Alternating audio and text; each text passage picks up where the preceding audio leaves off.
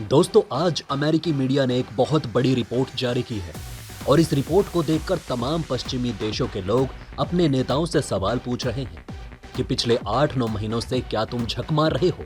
और यकीन मानिए, इस रिपोर्ट को देखकर आप भी कहोगे कि जो बाइडेन और तमाम यूरोपीय नेता पिछले 9 महीनों से क्या कर रहे थे, सिर्फ भाषणबाजी। और यकीन मानिए, इस रिपोर्ट के लिए रूस भारत का बहुत ज्यादा धन्यवाद कर रहा होगा, एहसान मान रहा होगा, क्योंकि भारत के बिना रूस की इतनी ज्यादा बड़ी जीत हो ही नहीं सकती थी। इस वीडियो में हम आपको ना सिर्फ रिपोर्ट बताएंगे, बल्कि ये भी बताएंगे कि अब भविष्य में क्या कदम उठा सकते हैं पश्चिमी देश और रूस उनकी कैसे काट करेगा।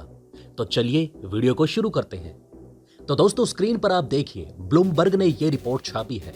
और आपको बता दें कि ब्लूमबर्ग कोई छोटा मोटा न्यूज़पेपर नहीं है। ये अमेरिका का सबसे प्रभावशाली और सबसे ज्यादा शक्तिशाली मीडिया हाउस है।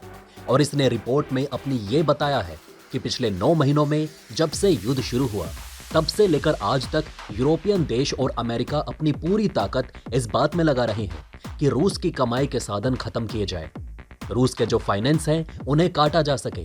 और इसके पीछे गहन रणनीति है। दरअसल युद्ध आप चाहे छोटा लड़ रहे हों या बड़ा लड़ रहे हों, वो बहुत ही ज्यादा खर्चीला होता है। हर समय हजारों टैंकों की मूवमेंट हो रही होती है, हजारों की संख्या में बख्तरबंद गाड़ियां एक जगह से दूसरी जगह जा रही होती है, गोलियां फायर होती हैं, मिसाइलें दागी जाती हैं, डिफेंस सिस्टम मिसाइल फायर कर रहे होते हैं, तोपें चल रही होती हैं। यानी कि हर एक मिनट कई मिलियन डॉलर पानी की तरह बहाए जाते हैं और रूस को यह हर दिन कई बिलियन डॉलर का पड़ रहा है। ऐसे में अगर यूरोपियन देश रूस के जो फाइनेंस हैं, रूस की जो कमाई है, उसे खत्म कर देंगे तो रूस इस युद्ध को ज्यादा लंबे समय तक नहीं चला पाएगा। रूस को मजबूरी में बातचीत की टेबल पर आकर यूक्रेन की शर्तों पर संधि करनी पड़ेगी और युद्ध में उसकी हार होगी। और इसके लिए सबसे बढ़िया चीज ये थी कि रूस के जो ऑयल और गैस के ग्राहक हैं वो पूरी तरीके से खत्म कर दो, क्योंकि रूस की पूरी अर्थव्यवस्था, पूरी कमाई तेल और गैस पर ही टिकी हुई है।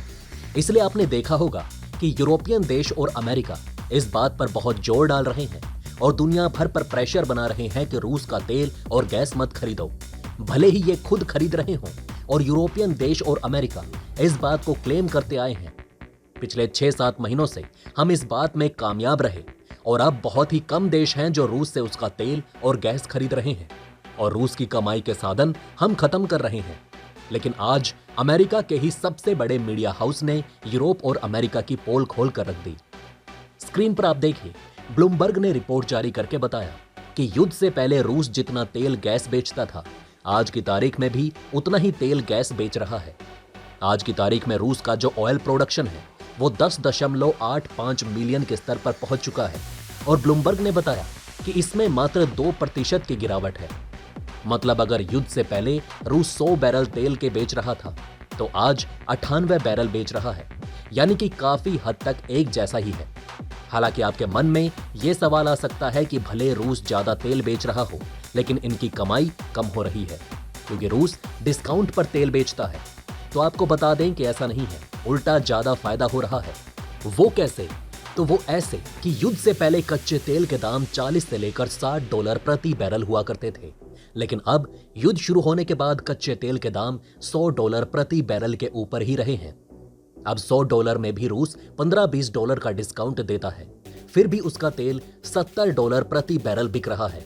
और युद्ध से पहले वो ज्यादा से ज्यादा 50 से 55 बिका करता था।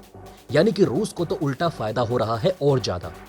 कच्चे तेल को तो आप छोड़ ही दो, गैस का मामला जब हम आपको बताएंगे तो हंसते हंसते आपका पेट दुखने लगेगा।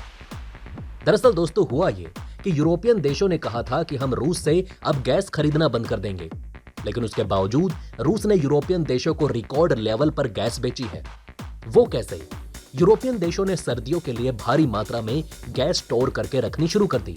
बड़े बड़े भंडार गृह बना दिए, जिसमें रूस से खरीदकर गैस स्टोर करनी शुरू कर दी गई। और फिर कह दिया गया कि हम रूस से गैस नहीं खरीदेंगे। अब आप खुद ही बताइए कि आप एक दुकानदार से हर महीने 10 रुपए की गैस खरीद रहे हो या फिर एक महीने में 100 रुपए की गैस खरीद रहे हो, क्या उसमें कोई फर्क है? कुछ भी फर्क नहीं है, क्योंकि दुकानदार को तो पहले भी 100 रुपए की सेल हो रही थी, आज भी 100 रुपए की ही सेल हो रही है। दूसरी बात, जब अचानक से बहुत सारे यूरोपियन देश गैस खरीदने पहुंच जाते हैं, तो उससे गैस के दाम बहुत हाई हो जाते हैं। जिससे कि यूरोपियन देशों को वही गैस 100 से लेकर 150% ज्यादा महंगी पड़ती है। यानी कि अगर पहले 100 की पड़ रही थी तो अब 200 से 250 की रूस से वही गैस खरीद रहे हैं। क्यों? अपनी मूर्खता के कारण। और बात सिर्फ यहीं तक सीमित नहीं है। रूस ने कहा था कि अब से कुछ महीने पहले ही हमसे तेल गैस खरीदना है तो हमारी करेंसी रशियन रूबल में खरीदो, हम डॉलर और यूरो एक्सेप्ट नहीं करेंगे। और ऐसा हुआ भी। उसके बाद तमाम यूरोपियन देशों ने जो कच्चा तेल और गैस खरीदा रूस से, वो रूसी रूबल में खरीदा, जिस वजह से रूसी रूबल पिछले 2 सालों में सबसे ज्यादा टॉप परफॉर्मिंग करेंसी बन गई पूरी दुनिया में। इसने डॉलर को भी पीछे छोड़ दिया परफॉर्मेंस के मामले में, और इतनी अच्छी तरीके से मजबूत हुई कि पिछले 20 सालों में भी कभी रशियन रूबल इतना मजबूत नहीं हुआ। यानी कि हर एक मोड़ पर रूस की जबरदस्त जीत हुई, खासकर एनर्जी वॉर में।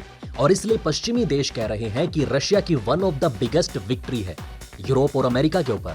अब आपका सवाल होगा कि क्या ये रूस की जीत ऐसे ही जारी रहेगी? तो आपको बता दें कि यूरोपियन देशों ने ऐलान किया है कि 5 दिसंबर के बाद वो प्राइस कैप लगा देंगे रूसी तेल पर, जिससे कि रूस किसी को डिस्काउंट नहीं दे पाएगा। दूसरी बड़ी बात, ये रूस से तेल और गैस खरीदना बंद कर दें। लेकिन सवाल उठता है कि क्या इससे कुछ फर्क पड़ेगा रूस को? तो ज्यादा से ज्यादा 5 से 10% का फर्क पड़ेगा, इससे ज्यादा नहीं पड़ने वाला। क्योंकि सबसे पहले तो गैस की बात, यूरोपियन देशों ने 6-7 महीनों की गैस रूस से खरीदकर स्टोर रख ली है। यानी कि आने वाले 6-7 महीनों तक रूस एक बूंद भी गैस को ना बेचे। तो ऐसे में कोई फर्क नहीं पड़ने वाला, उसकी जेब में मोटी कमाई पड़ी है। दूसरी रही बात अगर तेल की, तो आप हमें बताइए, क्या यूरोपियन देश रातों रात कारें बंद कर देंगे, ट्रक बंद कर देंगे? क्या वो अपने देश का ट्रांसपोर्टेशन रोक सकते हैं? बिल्कुल नहीं। पूरी इकोनॉमी कोलैप्स हो जाएगी। इसलिए तेल तो इन्हें खरीदना पड़ेगा, और रूसी तेल ही खरीदना पड़ेगा, और ऑप्शन इनके पास है नहीं। लेकिन डायरेक्ट रूप से नहीं खरीदेंगे, ये खरीदेंगे भारत के जरिए। भारत भारी मात्रा में रूसी तेल खरीदता है। भारत में ये रिफाइन होगा और भारत के जरिए इनडायरेक्ट तरीके से ये यूरोप जाएगा, और ऑलरेडी ऐसा हो भी रहा है। रेफरेंस के लिए आपको बता दें कि पिछले 2 हफ्ते में यूरोपियन देशों का जो लीडर है अमेरिका, वो भारत से भारी मात्रा में रिफाइंड ऑयल खरीद चुका है। कच्चे तेल से बने हुए जो प्रोडक्ट हैं वो खरीद रहा है बड़े बड़े टैंकों में, और आने वाले समय में और भी खरीदेगा। अब आप सोचिए कि अमेरिका खरीद रहा है, क्या यूरोप पीछे हटेगा? बिल्कुल नहीं। इसलिए रूस पहले जितना तेल बेचता था आज भी उतना ही बेच रहा है, और जितना आज बेच रहा है उतना आगे भी बेचेगा। इसी बीच भारत की अच्छी खासी मोटी कमाई हो जाएगी कमीशन के रूप में। वैसे दोस्तों, आपका भारत और रूस की इस जुगलबंदी पर क्या कहना है, हमें कमेंट कर अपनी राय जरूर बताएं। बहरहाल दोस्तों, इस वीडियो में बस इतना ही। वैसे आपका इन खबरों के बारे में क्या कहना है, हमें कमेंट में जरूर बताएं। वहीं अगर आप चाहते हैं कि ऐसी इन्फॉर्मेशन ज्यादा से ज्यादा लोगों तक पहुंचे तो इस वीडियो को शेयर जरूर करें। और अगर हमारी ये वीडियो आपको पसंद आई हो तो लाइक करना ना भूलिएगा। साथ ही अगर अभी तक आपने हमारे चैनल को सब्सक्राइब नहीं किया है तो प्लीज हमारे चैनल को सब्सक्राइब जरूर करें। खुश रहें, अपना ध्यान रखें। फिर मिलेंगे एक नई इन्फॉर्मेशन के साथ। तब तक के लिए जय हिंद, जय भारत।